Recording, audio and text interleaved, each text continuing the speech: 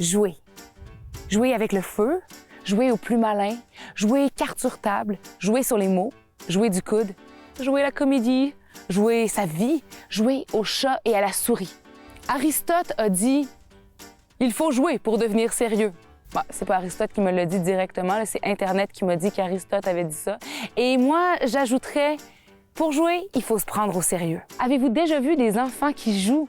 C'est la chose la plus inspirante au monde. Quand on est enfant, on joue comme si notre vie en dépendait. Puis après ça, on grandit, on vieillit, puis on passe le reste de notre vie à essayer de retrouver notre enfant intérieur. Peut-être que c'est ça, jouer finalement, c'est chercher. Aujourd'hui, je ne joue pas à la comédie quand je vous invite à venir à la rencontre de quelques-uns des 1001 visages de ma communauté.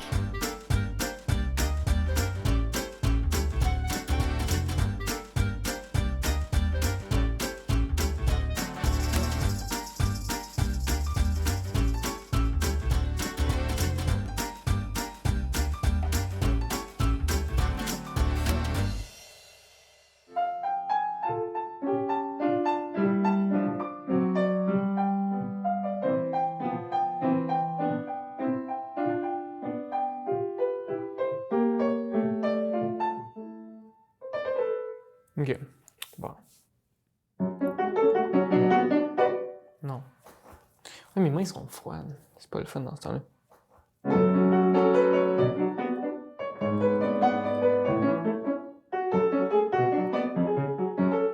Ah, ça marche pas quand j'ai les mains frettes. Dans mon album souvenir, il y a cette photo de 5 générations. Puis il y a moi, ma mère, ma grand-mère, mon arrière-grand-mère et mon arrière-arrière-grand-mère. La petite voiture, c'est moi avec mon cousin. Il avait pas l'âge pour conduire, fait que c'est moi qui conduisais puis il pouvait m'accompagner. Ça, c'est une photo drôle. C'est moi qui faisais de la batterie chez des amis avec une perruque. Finalement, il y a moi avec mon club d'escrime après une compétition. Ça a très bien été. Je m'appelle Hendrik. J'étudie le piano au conservatoire de Rimouski et je fais de l'escrime.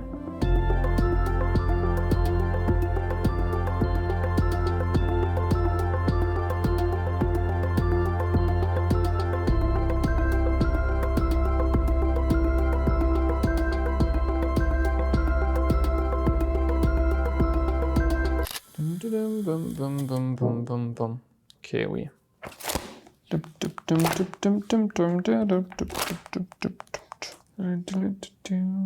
piano, j'étudie là-dedans parce que j'avais pas trop d'autres idées dans quoi m'embarquer. Puis j'adore le piano, fait que c'est pourquoi pas faire des études là-dedans. C'est un chant sans parole de Mendelssohn. Il y a des staccato tout là. Puis par-dessus ça, il faut que tu aies une mélodie. Fait que ça fait.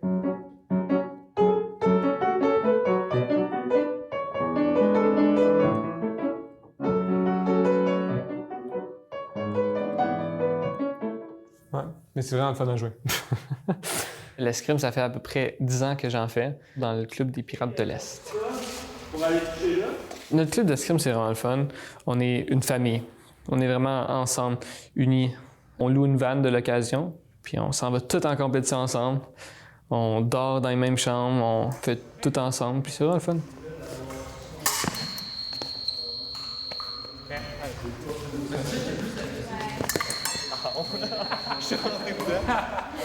L'escrime, c'est vraiment pour me vider de mon énergie. Chaque match, c'est très exigeant.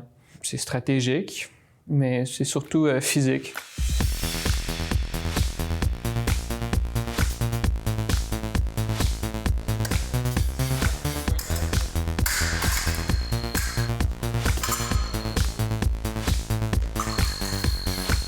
Cette année en junior, j'ai une très belle année. J'ai gagné le circuit junior. Mon pire résultat, c'est une médaille d'or. Ben, je veux dire, au junior. Senior, j'ai plus perdu, ouais.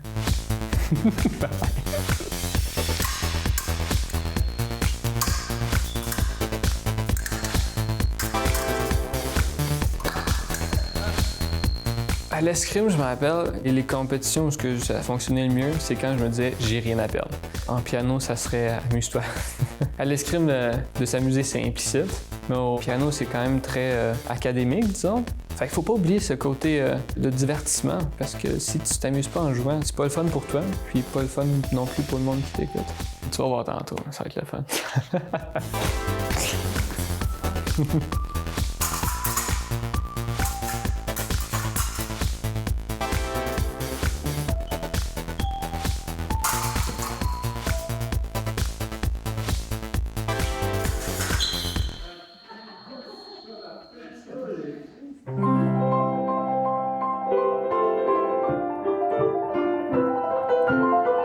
Le piano, c'est vraiment concentration, c'est dans la tête. Faut pratiquer, de l'assiduité, persévérance. Puis t'as jamais fini en piano. Puis l'escrime non plus. C'est vraiment complémentaire les deux.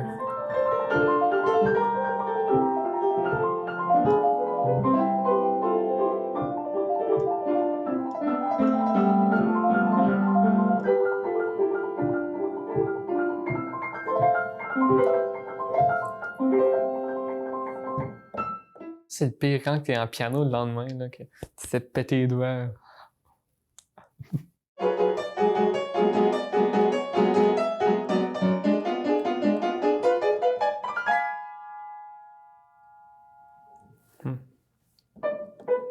Bref.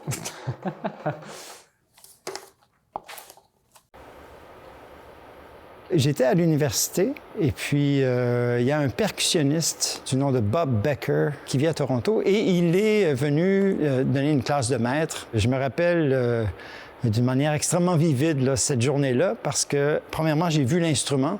Puis là, tout de suite, j'ai vu que c'était vraiment très particulier. C'était beau à l'œil déjà.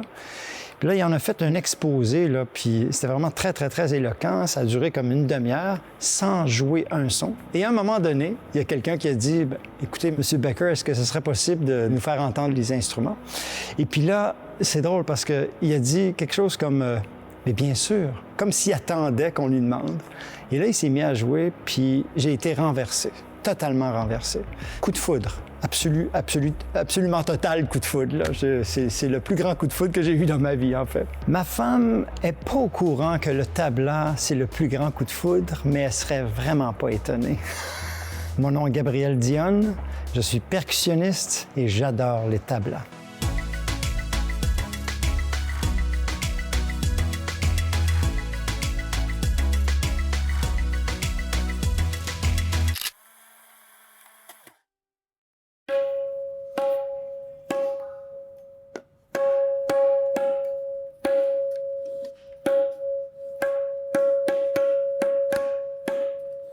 J'hésite toujours encore, après 30 ans, à dire les tablas ou le tabla. Puisque tabla, c'est un mot arabe qui veut dire tambour.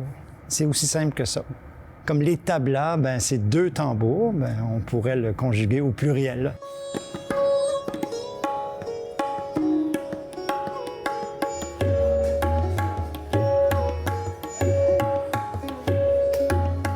Ils viennent du nord de l'Inde. Ce sont des instruments absolument extraordinaires qui se jouent par terre avec les mains. La couleur des sons est fabuleuse. Moi, je suis littéralement tombé en amour avec cet instrument-là dès les premiers sons. Puis l'aventure a commencé. Je suis encore partenaire avec l'École de musique du Bas-Saint-Laurent. C'est la première école au Québec où on a enseigné le tabla. On a été un précurseur ici au Bas-Saint-Laurent. On a beaucoup une clientèle étudiante ici à Rimouski. Donc, ils viennent 1, 2, 3, 4 ans. Après ça, ils repartent. Mais ils répandent la bonne nouvelle un peu partout au Québec et ailleurs.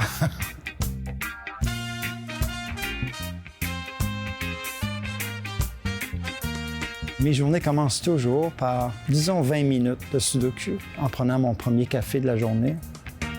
Je fais ça, puis ça me permet vraiment de penser à ma journée. Intellectuellement, c'est pas difficile, mais il y a des stratégies. Ça fait plusieurs années que j'en fais, donc j'ai développé des stratégies, puis j'augmente toujours le niveau de difficulté. C'est une forme de méditation. C'est un objet, en fait, qui appartenait à un grand-oncle. C'est un petit cheval de verre. Ce grand-oncle-là nous l'a offert quand j'étais très, très jeune. Là. Je devais avoir 2-3 ans. Apparemment, on aimait bien ce petit cheval-là, puis il nous l'a offert à toute la famille. Et mon père l'appelait son cheval, son petit cheval. Et puis, depuis qu'il est décédé, c'est moi qui ai hérité de ce petit cheval-là. Alors, quand on se fait des parties de famille, j'allume mon petit cheval. Puis c'est mon père qui est là, avec nous, avec son sourire, puis avec sa bonne humeur. Nous, occidentaux, là, s'asseoir par terre, les jambes croisées, c'est pas la position la plus confortable. Et des fois, la douleur est assez intense, donc la passion, on la met en pause, mais on finit vraiment par s'habituer, là. Notre plus grande réussite n'est pas de ne jamais tomber, mais de toujours s'être relevé. Ça prend plus d'une vie pour apprendre ces instruments-là, donc c'est pas dans celle-là que je vais arrêter. Ça suppose qu'il y en a une prochaine. Alors c'est la continuité de tout ce que j'ai pas achevé, en fait. La poursuite des rêves puis de la passion que j'ai pour, bien sûr, les tablans, mais tout le reste aussi, là. Depuis que le tabla est entré dans ma vie, j'avoue qu'il y a un petit oomph, là. Et l'amour persiste encore.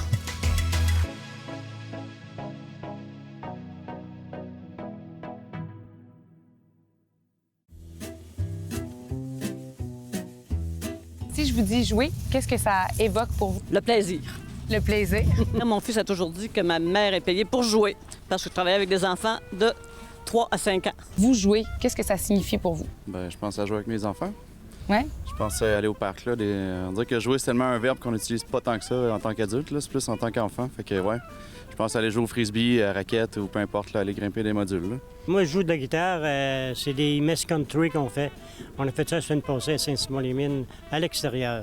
Ah! Puis comment vous vous sentez quand vous faites un concert comme ça, quand vous jouez? Ah, on aime ça, on adore ça. Ça fait des années qu'on fait des concerts avec les jeunes. C'est dans la paroisse, bien, on n'est pas une grosse paroisse, c'est 500 habitants. Puis le monde coopère beaucoup. Bien, écoutez, rendu à un certain âge, je dis souvent à mes amis, j'ai des jouets. OK? Je fais de la moto, j'ai une auto, j'aime marcher. Pour moi, puis jouer, c'est aussi avec la famille, avec les amis, d'être ensemble. Je pense que le sens de jouer, ça signifie pour moi regrouper. Je peux pas jouer toute seule. Je suis pas une joueuse de cartes, pas avec le jeu de patience. Alors jouer, pour moi, c'est vraiment un beau moment dans la vie. Il n'y a pas un état d'esprit particulier. L'état d'esprit, c'est la vie, le jouer, ça fait partie du plaisir de tout simplement de rencontrer du monde, puis d'être avec d'autres personnes. Puis c'est pas spécialement jouer à un jeu, la vie est un plaisir en général. Souvent, on se fait écœurer quand t'es dans les cadets parce que, je sais même pas pourquoi on se fait écœurer, mais j'ai tout le temps été fier de dire que j'étais un cadet. Puis les premières personnes à me dire « Ah, lâche ça, je t'en son R1, lâche ça ». Puis je suis là ici 6 ans plus tard, je m'en vais à Ottawa, j'ai fait des stages, des camps d'été, j'ai eu des bourses, je me suis fait payer mon cégep.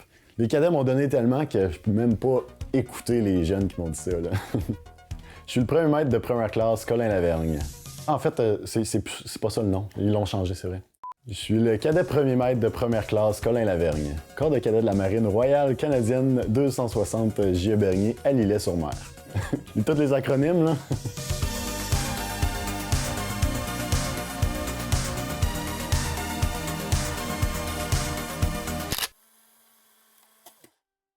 On s'est fait donner ça récemment, il y a 2 semaines, une chaîne de manœuvrier.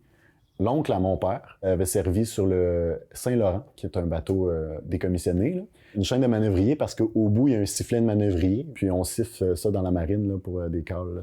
Je porte une chaîne qui a appartenu à mon oncle, puis je vais la transmettre à mon frère et à ma sœur après. On va se la passer de Lavergne, à Marin. On a l'air, l'armée puis la marine, mais le seul bon choix, c'est la marine. On est les meilleurs, hein? On a le meilleur uniforme, on est les plus beaux, les plus gentils, on a le meilleur programme. On est chanceux, on a des officiers assez proactifs, puis on a vraiment des belles activités. De la plongée sous-marine, des compétitions de voile, compétitions de biathlon, tous les cours de nœuds, de matelotage, la vie à bord d'un navire. On dort sur le Ernest Lapointe, qui est un ancien brise-glace décommissionné. Nous autres, on dort là une fin de semaine, on fait des activités, on vit comme des marins de l'époque. J'ai gagné le trophée de la présidence de la Ligue navale, ce qui est remis au meilleur cadet de la marine au Québec. J'ai été le plus jeune récipiendaire, très content de ça. La semaine prochaine, je pars pour Ottawa. Pas de pression, là, mais ça se passe en anglais, puis c'est moi qui anime les meetings, fait que ça, c'est une autre affaire. Là. Je vais perfectionner pas mal plus mon anglais cette année. Au début, je faisais du hockey, on sait que le hockey est fort, surtout dans notre région. Mais là, avec la dernière année, j'ai fait 2 commotions en moins d'1 mois, puis une entorse cervicale. Puis là, ça m'a un peu coupé les jambes, puis là, il a fallu que je me remette à faire du sport. Je me suis lancé dans le ski de fond. J'en avais déjà fait une fois. La première compétition que j'ai faite, je me suis qualifié pour les Jeux du Québec. Là, j'étais mal pris. Il a fallu que je m'entraîne. Là, on est rendu une quinzaine de cadets à faire du biathlon. Le biathlon, c'est une combinaison de 2 sports, du tir à la carabine 22, puis du ski de fond en style patin. On travaille plus le tir l'été, mais je vais faire du ski à roulette dans la ville de Montmagny.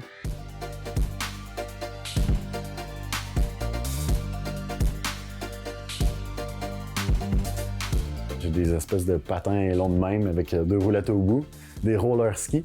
Puis je me promène avec mes bâtons, mon casque, puis ma carabine d'entraînement. Je peux pas avoir ma vraie carabine parce que c'est une vraie carabine, puis on sort pas ça n'importe quand. Il y a des règles, fait que je peux apporter juste mon bout de bois, puis simuler le poids comme ça. Donc ça, c'est la vraie, ça, c'est la fausse. On voit la différence un peu, là. Les gens, ils se demandent tout le temps ce qui se passe parce qu'on est quand même à Montmagny. Puis le biathlon, on s'entend que c'est pas fort ici, là. Ils me regardent bizarre. Je pense qu'ils se demandent plus qu'est-ce qu'il fait, là.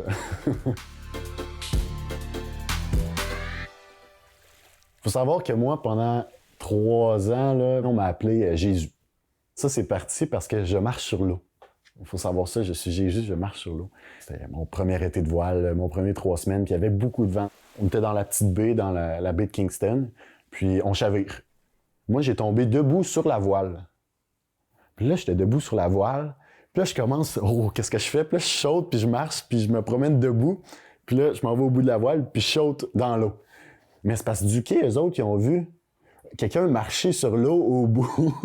Fait que là, quand je suis revenu, OK, oh, Jésus, Jésus, Jésus. Fait que là, j'étais Jésus, Jesus pendant 3 ans. Même quand je suis arrivé au Québec, hey, Jésus, d'où ça sort? C'est ma grand-mère qui avait un orgue chez elle. Puis je commençais à tapoter un peu là-dessus quand j'avais 5 ans, mais rien de gros. Mes parents sont pas musiciens, puis dans ma famille, il n'y a pas de musiciens. Je me suis ouvert à ça, puis j'ai fait des cours de piano, puis pouf, tout a explosé, puis là, très peu de musique. Saxophone ténor, cornemuse, doodle-sac, flûte irlandaise, citelle médiévale, la harpe, le téléphone, c'est ça. Hugues! Puis je touche à tous les instruments, puis tu m'en donnes un, puis je vais essayer de trouver un peu le moyen de jouer quelque chose.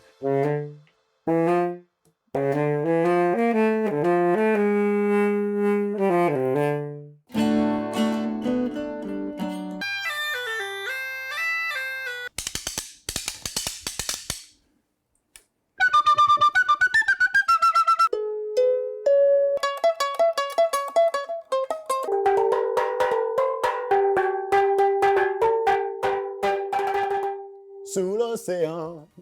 J'ai de quoi pas mal à chaque jour, là. Avant, j'étudiais à l'Apocatière, puis je partais de l'Apocatière, je traversais toute Chaudière-Appalaches, j'allais dans le Capitale-Nationale m'entraîner à Valcartier, puis je revenais le soir, tu sais, je traversais 3 régions, là. Le vendredi soir, c'est tout le temps les soirées d'instruction des cadets. Dimanche, on fait de la voile. Le samedi, c'est le biathlon. Le mardi soir, c'est le biathlon. Le coaching, c'est le lundi, le mercredi. Puis entre-temps, pour relaxer le soir, faire un peu de musique. Les gens me demandent souvent, toi, y a-tu des choses que t'as pas faites? Puis la réponse, c'est oui. Il y a plein de choses que j'ai pas faites. J'ai pas fait de parachute. J'aimerais apprendre d'autres langues. Il y a plein de places dans le monde que j'ai pas visitées. La dernière fois, j'ai texté mon ami combien de temps je fais cuire du couscous. J'avais pris un cours de hip-hop au secondaire. Ça ressemble un peu à ça. Merci, merci. Sur ma pierre tombale, on pourrait marquer Colin Lavergne enterré vivant. 2 raisons. Un, parce que c'est drôle quand les gens vont lire ça, ils vont avoir un petit doute. Juste mettre une petite clochette avec une corde, juste pour les faire capoter. Mais aussi parce que quand j'étais jeune, je me suis dit, je voulais pas devenir quelqu'un qui fait plein d'argent et qui devient le roi du monde. Je préfère que les gens m'apprécient pour ce que j'ai fait, comment j'ai agi avec eux. Puis de cette façon-là, j'ai comme l'impression que tu meurs pas tant que ça, là, tu restes chez les gens.